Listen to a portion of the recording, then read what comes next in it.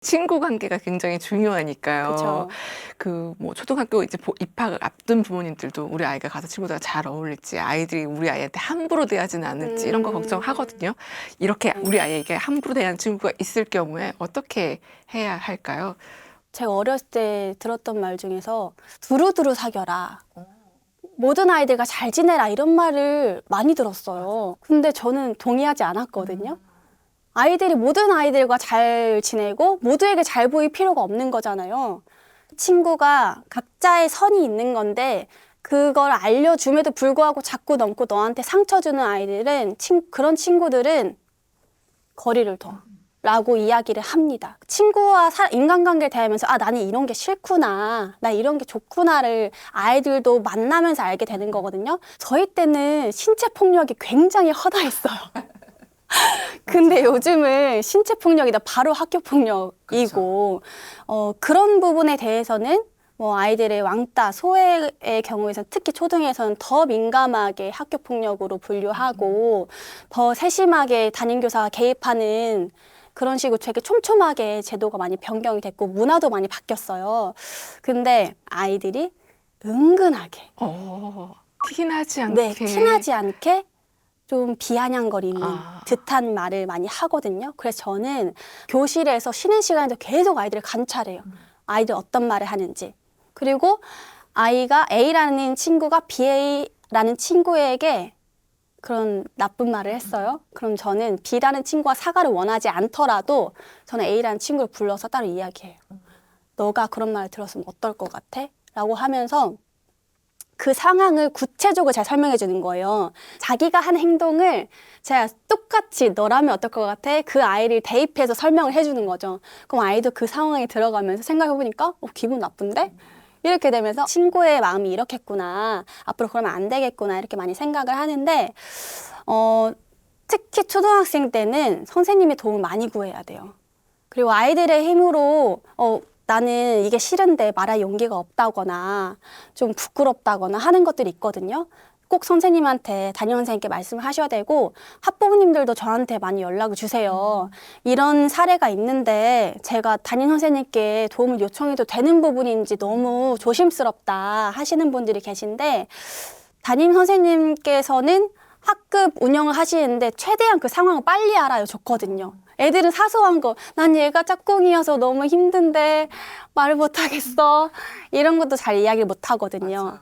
그러니까 그런 이야기를 자주 해줘요. 너네한테 일어나는 일들이 사소한 거라고 생각할 수 있는데 사소하지 않아. 그러니까 언제든지 선생님한테 얘기해줘 라고 하면 아이들이 나중에는 선생님 저 고민이 있는데 상담해도 돼요? 먼저 요청합니다. 용기 있는 거절은 나를 지켜준다라는 말이 이렇게 좀 그 거절하기가 어려워하는 아이들에게 도움을 주는 방법으로 선생님이 좀 지혜를 나눠주시면 좋을 것 같은데요. 아이들은 너네가 싫으면 거절해 라고 하면 잘 몰라요. 어느 상황에서 내가 거절해도 되는지를 모르기 때문에 구체적으로 제가 3가지로 분류를 했더니 애들이 이러면서 듣더라고요. 근데 첫 번째는 친구가 나를 위해서 해준 제안인데 나는 싫어. 나는 배부른데 친구가 날 위해서 막 계속 줘요. 그러면 고마운데 나 지금 배불러. 고마워. 생각해줘서 고마워. 이렇게 얘기하면 돼. 간단하지? 그 애들이 네. 근데 어른들한테 간단한 건데 아이들 몰라요. 맞아요. 그러니까 얼마나 힘들겠어요. 그러니까요. 그 안에서 버둥버둥 되느라고. 맞아요. 두 번째 상황은 체육대회 때 간식을 많이 나눠주잖아요. 근데 아이들이 상품을 탔어요, 간식을. 근데 그 아이한테 몰려들어요. 그쵸. 나도 하나만 줘, 하나만 줘. 맞아요. 그러면 나눔의 미덕을 아는 아이들이 하나씩 주다 보면 몇 개 없는 거예요. 마지막 1개 남았는데 또 와서 나도 줘. 그러면 애들이 아무 말 못하고 그럼 제가 딱 막아주긴 했거든요. 아니야, 이거는 얼마 안 남아서 누가 먹어. 그리고 아이들이 가요. 그러면 선생님이 중간에 끼어드니까 그러고 나서 그 안에 한 번 더 얘기해요. 너 이거 먹고 싶지? 응. 네.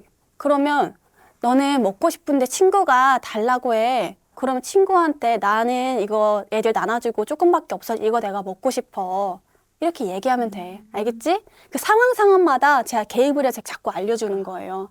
그래서 그런 부담되는 제안 받았을 때는 꼭 자기 상황 설명하면서 거절하면 상대가 알아서 알아듣는다. 그리고 알아듣지 않고 너 진짜 왜 그래? 그 친구 거리 두면 돼. 그리고 마지막은 나를 함부로 대하는, 나를 부리듯이 그런 친구는 무조건 거절해야죠. 그런 거에서 거절을 못하면 만만하게 봐요. 그래서 너 야, 저 빗자루 좀 가져와. 이렇게 명령하는 친구가 있을 때 그대로 빗자루 절대 갖다 주면 안 되거든요.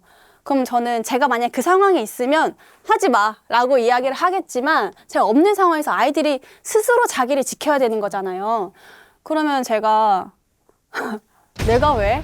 싫은데? 이렇게 얘기하면 돼 라고 하는데 애들은 충격인 거예요. 학교 선생님이 내가 왜? 이런 걸 알려준다? 아니, 보통 부드럽게 하는 거를 알려주는데 저는 얘들아 따라해. 내가 왜? 아니야. 눈에 힘 주면서 눈을 똑바로 쳐다보면서 얘기하는 거야. 내가 왜?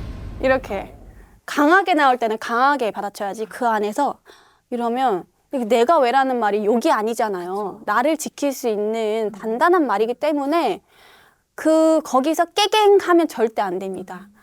기백으로 밀고 가는 거예요. 그런 거를 아이들은 처음 배우는 아이들 많았죠. 선생님을 제가 초등 때 만났어야 됐던 것 같아요. 제가 그렇게 거절을 못해갖고 화장실을 쉬는 시간에 여러 번을 갔어요.